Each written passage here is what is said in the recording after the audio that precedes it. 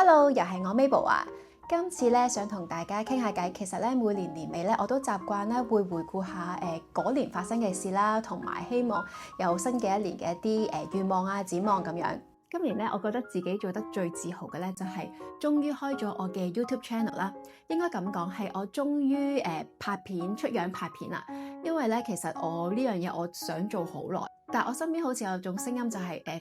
可能我又怕俾人笑啊，又覺得自己分享嘅嘢又唔係咁好啊，未準備好啊，又或者如果俾身邊嘅朋友知道咗我拍片，又唔知有咩諗法啊，或者會好尷尬。總之咧，就有1萬個理由俾自己啦。我唔知大家嘅成長背景、成長嘅年代係咪同我一樣啦？喺我嘅成長過程裏面咧，無論係老師啦、學校嘅老師啦，或者屋企人咧，佢哋都會教我哋，即係跟大隊啦，就會最穩陣嘅啦，唔好標奇立異啦，唔好當其時叫唔好咁出位啦，或者高調啦，或者咧佢哋好中意去質疑咧，你每做一樣嘢有咩意圖，即係例如可能你着衫嘅風格同其他嘅人唔同咧，佢又會覺得你係搏咩咧？甚至乎咧，你可能着條裙出街咧，佢哋都會覺得你發姣。係當以前年代咧，好中意話人發姣。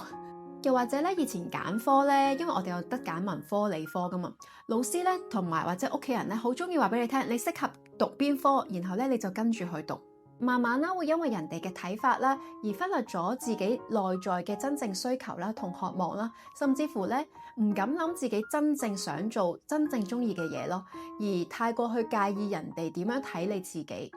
細個咧，屋企嘅家庭環境啦，唔係話真係咁好啦，冇咁多嘅機會係去旅行啊，或者去學嘢啦。我好記得咧，有一次我有一個去交流團嘅機會啦，但我媽媽嗰陣時咧就同我講話，你唔好去咁多地方啦，因為唔係個個都好似你咁多機會㗎。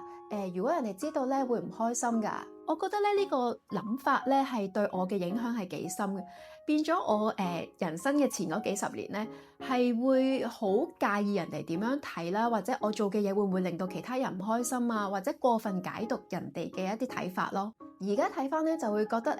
過好自己嘅人生真係好緊要咯。自己先至係人生嘅導演啦、編劇啦同埋演員，同埋咧你越多經歷咧就會發現咧，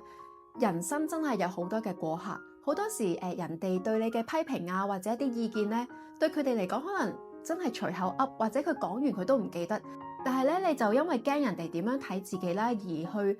跟隨咗人哋嘅步伐啦，影響咗自己決定啦，甚至乎咧忽略咗自己內心嘅真正需求啦，同埋一啲真實嘅感受。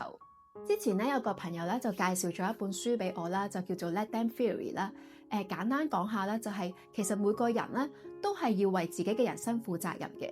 有啲人啦，即係可能再親近都好啦，佢哋可能佢哋嘅行為啊、思想啊，你未必認同，甚至乎理解，但係呢個就係佢哋嘅人生咯。再親近嘅人都好啦，你係永遠都改變或者影響唔到佢哋嘅，所以咧應該 let them， 而將啦時間同埋能量啦放翻喺自己身上 let me。同樣地咧，我哋都唔需要太過介懷或者去解讀人哋對我哋嘅睇法咯，要真正聆聽自己嘅內心，編寫自己嘅人生。因為咧，無論個決定啦係點樣，個結果係好同壞啦，最後承受嘅都係自己。其實呢個道理咧，我一直都知嘅，但係因為個成長嘅環境之下咧，令到我一直都好介意人哋點樣睇啦，亦都呢個嘅想法咧都好植根喺自己嘅心底，所以要衝破呢個關口啦，呢個障礙其實一啲都唔容易。所以我好感謝自己呢一年咧肯踏出呢一步咯，雖然係少少嘅一步啦，但係我覺得有好深層嘅意義。我好希望啦，我可以拍片啦，同埋會記住點解我想拍片啦，因為其中一個原因咧就係我好想俾一啲正面嘅外傭資訊大家。有陣時咧睇翻一啲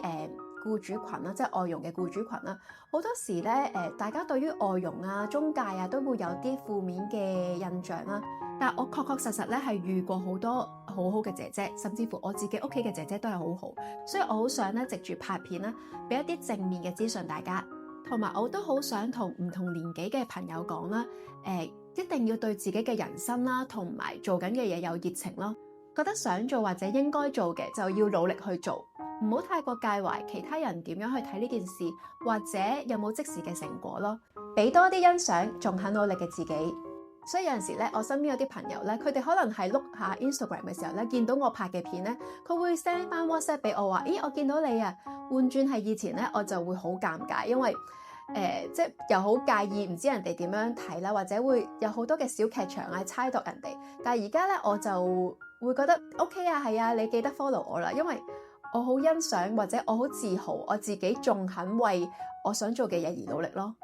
今次咧呢條片咧分享比較零碎啦，咁但係我希望咧可以藉住我自己嘅個人嘅少少分享啦，去鼓勵大家，無論你係咩年紀，有幾多重責任喺身上都好啦，都記住唔好太在意人哋其他人嘅睇法，要好好聆聽自己真正嘅內心需要，做自己真正喜歡同埋想做嘅事，唔好怕失敗，因為咧只要你肯行出第一步咧，已經比以前進步，已經好叻噶啦。所以希望大家加油，呢句都係同自己講嘅。最後咧，希望大家睇片之餘啦，可以 like、share、comment 同埋 subscribe 啦。下集再見，拜拜。